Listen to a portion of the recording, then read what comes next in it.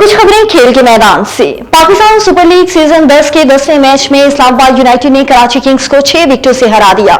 Islamabad United ने Karachi Kings की जानिब से दिया गया 129 रन का हदफ 18वें ओवर्स में 4 विकेटों के नुकसान पर हासिल किया। इस्लामाबाद यूनाइटेड की जानिब से कप्तान शादाब खान ने 47 रन की शानदार इनिंग्स खेली। साहिबजादा फरहान 30 और आजम खान 31 रन बनाकर आउट हुए। कोलिन मिनरो 4 रन ही बना सके, जबकि मोहम्मद नवाज 8 रन पर नॉट आउट रहे।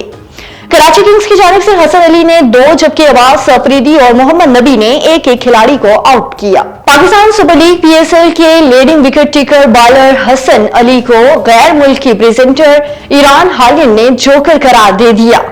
गुज़श्ता रोज नेशनल बैंक स्टेडियम में कराची किंग्स और कोयटा ग्लैडिएटर्स की टीम में मद्दे मुकाबल आई, जहां होम टीम ने पहले बैटिंग करते हुए मुकर्रर 20 ओवर्स में 7 विकेटों के नुकसान पर 175 रन बनाए।